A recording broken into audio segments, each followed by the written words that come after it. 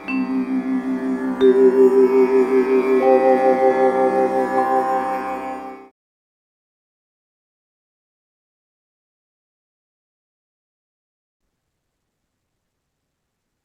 now place short order in Wipro at 43.45, stop loss is placed at 484.10. So let's see what placed my order and then false. Okay, the sell order has been executed. Now let's see, wait and watch. It should fall down from this level now. Very good, and immediate rejection after picking my order. So I have placed my target order at 480.70, which will give us to 4.2 steward ratio trade. So it will continue its downward movement now and pick my order very quickly. Good progress by bears and moving towards the target very quickly.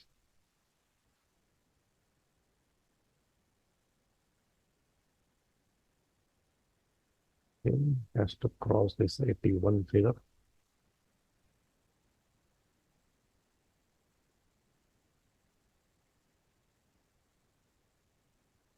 Okay, very good, very quick trade. So I achieved 1:4.2 risk to reward ratio.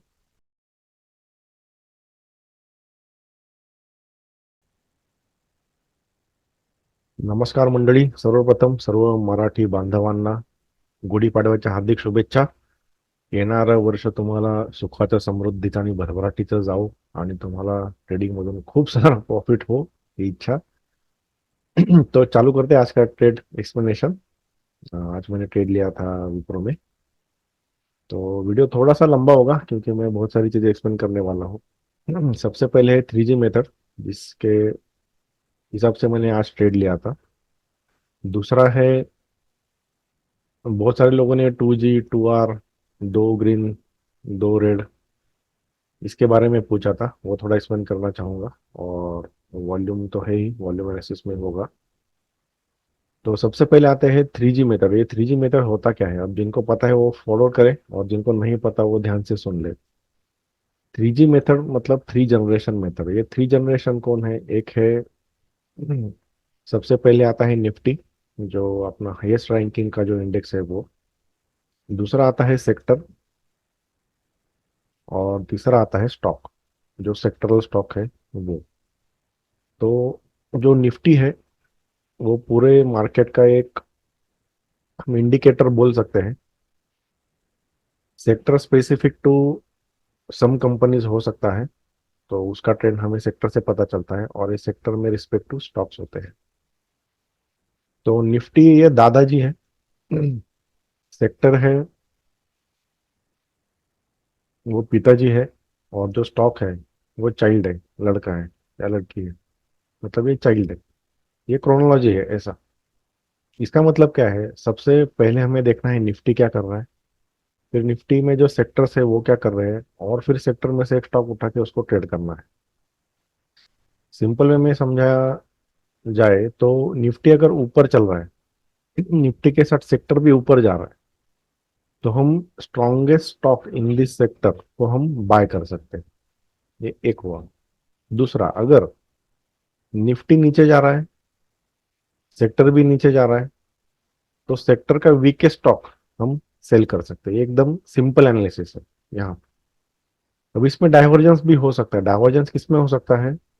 Divergence इस दोनों में हो सकता है, Nifty and sector. Divergence मतलब Nifty ऊपर जा रहा है और सेक्टर नीचे जा रहा है, तो क्या करेंगे? तो भी हम अगर निफ्टी में रिट्रेसमेंट एक्सपेक्ट करेंगे, तो जो सेक्टर वीक है वही गिरेगा सबसे पहले. तो अगर निफ्टी ऊपर जा रहा है, सेक्टर नीचे जा रहा है, मतलब सेक्टर वीक है, तो वीक सेक्टर को हम सेल करेंगे. सेक्टर को मतलब उसके वीकेस्ट स्टॉक को हम सेल कर सकते हैं. तो अगर हम निफ्टी देखेंगे अभी, तो recently Nifty clear cut up trend में है. मतलब दादाजी ऊपर जाना चाह रहे हैं. Major index is going up. लेकिन अगर हम पिताजी की बात करेंगे, बिलो निफ्टी, तो ये सेक्टर वीक है, ये क्लियर दिख रहा है. निफ्टी ऊपर जा रहा है, सेक्टर नीचे आ रहा है, इसका मतलब क्या है? This is weak sector. अगर बाय चांस निफ्टी ने अगर फेक ब्रेकआउट दे दिया, यहाँ पे जो ब्रेकआउट हुआ है, अगर वो फेक ब्रेकआउट होता है तो कौन सा सेक्टर सबसे ज्यादा पहले गिरेगा? स्ट्रॉन्ग सेक्टर को इतने जल्दी नहीं गिरेगा, क्योंकि स्ट्रॉन्ग सेक्टर ने ही निफ्टी को ऊपर लिया है। तो जो वीकेस्ट सेक्टर है वो पहले नीचे गिरेगा, ऐसा हम अनुमान लगा सकते हैं। नेसेसरी नहीं है, लेकिन हो सकता है जनरल। तो अगर निफ्टी में मुझे कुछ रिट्रेसमेंट मिलेगा तो सेक्टर नीचे जा सकता है। This is first thing. तो सेक्टर वीक है। अब वीक सेक्टर में भी मुझे अगर सेल करना है कोई स्टॉक, तो क्या होना चाहिए? वो स्टॉक भी वीक होना चाहिए। अब ये देखेंगे कि ये कैसे ढूंढेंगे। एक तो ओवरऑल ट्रेंड है, और कल क्या किया निफ्टी ने? कल क्या किया था? ट्रेंडिंग कैंडल है, ब्रेकआउट देके ऊपर क्लोजिंग दिया है, मतलब निफ्टी स्ट्रांग है, क्लियरली स्ट्रांग है। निफ्टी स्ट्रांग होते हुए भी सेक्टर ने क्या किया है? बेरिश एंगल्फिंग किया है। भले रेड रेड कैंडल है, लेकिन एंगल्फिंग है कैंडल, मतलब ये वीकेस्ट है।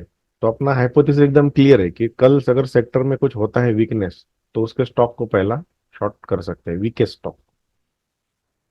अब ये सेक्टर में ये चार पांच मेजर स्टॉक है, Infosys, TCS, HCL tech, tech M and Wipro. इसमें से मुझे कौन सा वीकेस्ट स्टॉक दिख रहा है? ये भी एंगल्फिंग है, बेरिश, लेकिन ये गैप अप हुआ है आज, तो थोड़ा रिस्की है सेल करने के लिए। टीसीएस भी ऑलमोस्ट बेरिश एंगल्फिंग है, तो इसको सेल के लिए रख सकते हैं, परफेक्ट है। एचसीएल टेक हायर हाई बनाया है, एंगल्फिंग वगैरह कुछ नहीं है, तो कर सकते हैं, लेकिन इतना प्रायोरिटी पे नहीं रख सकते। ये भी लोअर हाई लोअर लो है, लेकिन एंगल्फिंग नहीं है, फिर भी ले सकते हैं, कोई प्रॉब्लम नहीं। विप्रो सेम एज सेक्टर, मतलब सेक्टर को 100% कौन फॉलो कर रहा है? टीसीएस फॉलो कर रहा है और विप्रो फॉलो कर रहा है। क्यों? क्योंकि दोनों ने बेरिश एंगल्फिंग दिया है। तो ये दो स्टॉक शायद मैं आज सेल के लिए रख सकता हूँ, डिपेंडिंग ऑन कि सेक्टर के साथ उनका बिहेवियर क्या है इंट्राडे में। अब मुझे ये पता चल गया कि अगर सेक्टर वीक है तो उसका वीकेस्ट स्टॉक मुझे शॉर्ट करना है। अगर सेक्टर ओपनिंग से ही अगर भागना चालू किया, इसका मतलब क्या है? हो सकता है कि ये जो बायर्स है उनको फंसाने के लिए सेलर्स अभी तक प्रेजेंस नहीं दिखा रहे हैं, मतलब ये फेक मूव हो सकता है। क्यों? क्योंकि सेक्टर डेली टाइम में देखा जाए तो ये नेगेटिव है। तो एक ही दिन में ऐसा धड़ाधड़ ऊपर जाके ऐसा कुछ हो जाएगा, ऐसा संभावना कम है। हो सकता है, लेकिन प्रोबेबिलिटी कम है। तो जब सेक्टर रुकेगा कहीं पे, तो इसका जो वीकेस्ट स्टॉक है वो सबसे पहले गिरेगा। जैसे हमने डिस्कस किया कि जब निफ्टी रिट्रेसमेंट करना चालू करेगा, तो जो वीकेस्ट सेक्टर है वो सबसे ज्यादा गिरेगा। सेम मेथोलॉजी यहाँ पे है। तो अगर 5 मिनट का चार्ट हम देखेंगे, तो सेक्टर ने ओपन होते हुए तीन चार कैंडल ऐसा ऊपर जाने की कोशिश की। अब ये जो मुंह चल रहा था, तब ये जो सेक्टरल स्टॉक्स है उसमें सबसे वीक कौन है, ये कैसे पता चलेगा? प्राइस एक्शन देख के पता चलेगा। वैसे भी इन्फोसिस नहीं था 100% शॉर्ट लिस्ट में, लेकिन देखा जाए तो ये भी ऊपर जा रहा है, मतलब सेक्टर को फॉलो कर रहा है। ये भी बुलिश है, सेक्टर भी बुलिश है। टीसीएस भी ऊपर जा रहा था, सेक्टर भी ऊपर जाता, मतलब ये बुलिश है, इसको सेल करना थोड़ा रिस्की हो सकता है। एचसीएल टेक सेम कंडीशन है, ऊपर जा रहा है। टेकेम ये भी ऊपर जा रहा है नॉन स्टॉप, तो इसको शॉर्ट करना थोड़ा रिस्की हो सकता है। अब विप्रो देखिए क्या हुआ है विप्रो में। फर्स्ट कैंडल निगेटिव है विप्रो का, ओपन इक्वल टू हाई बना दिया है, इसके ऊपर क्लोजिंग नहीं दे पाया कौन सा भी कैंडल। फोर्थ कैंडल में तो कंफर्म हुआ कि ये शायद यहाँ पे सेल्स का एंट्री हो चुका है। अब टाइमिंग की अगर हम बात करेंगे तो लगभग 9:30 9:35 को ये चल रहा था, जो यहाँ पे हॉल्ट हुआ था, ये रुक गया है स्टॉक। ये एक रेजिस्टेंस है नेचुरल, जो डे हाई का रेजिस्टेंस है अब तक का। या तो ओपीबीएम मेथड से ये रेजिस्टेंस बन गया, मतलब ये दोनों रेजिस्टेंस है। अब यहाँ पे इसको ऊपर जाना है तो सेक्टर को बहुत तोड़ ताड़ के ऊपर जाना चाहिए। कब?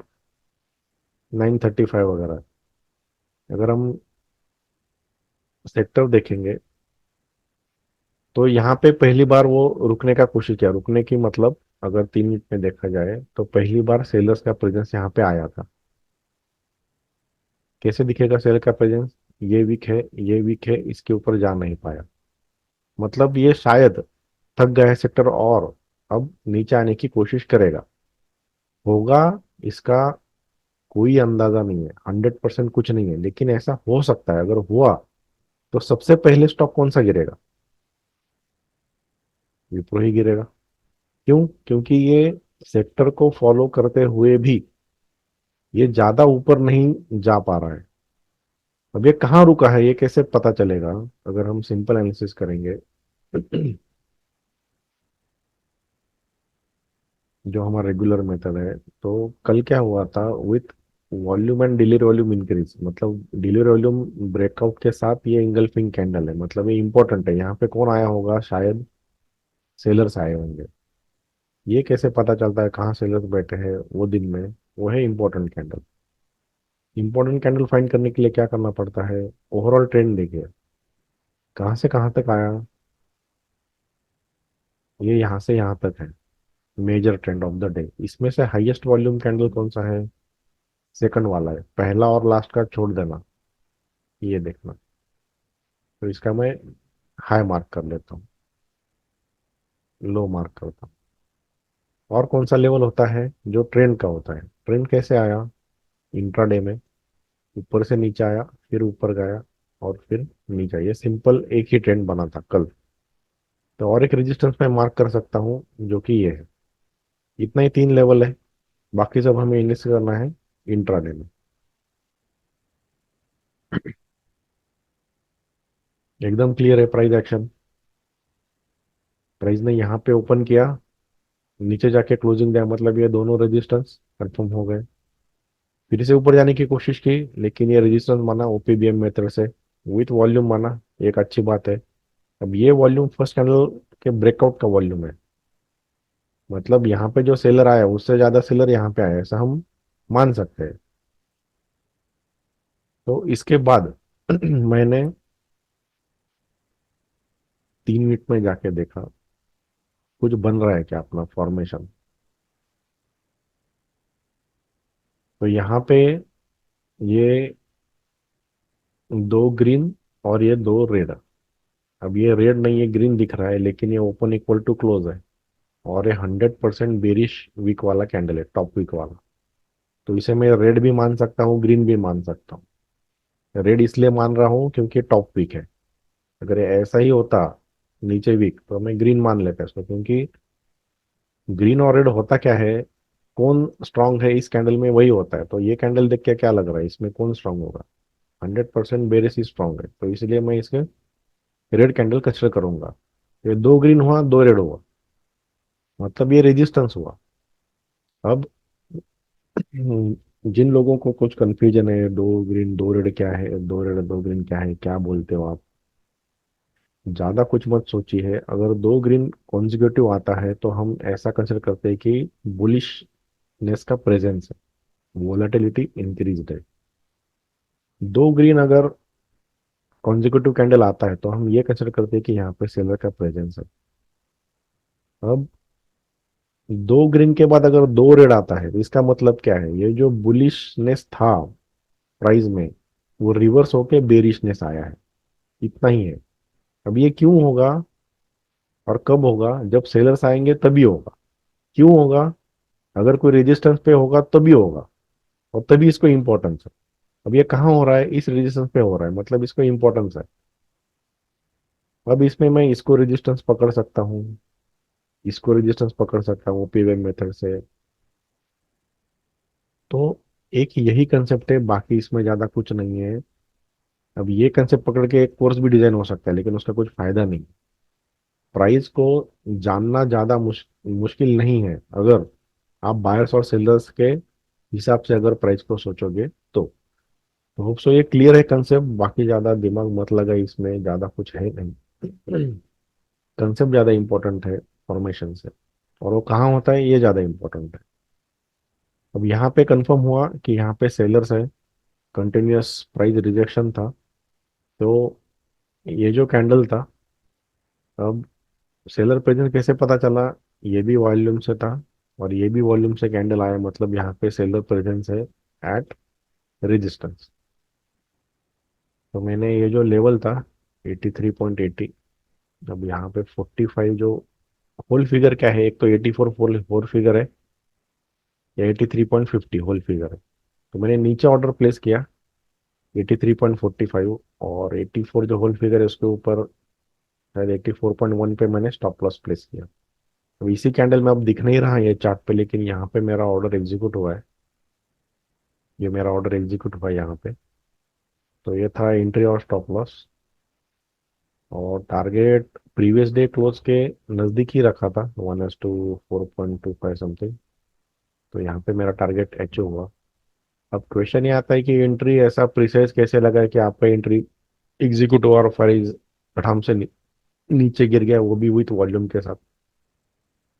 तो इसे सिर्फ कोइंसिडेंस समझिए, ऐसा हर बार होता है ऐसा नहीं है। ये स्पाइक में मेरा ऑर्डर यहाँ पे ले लिया था।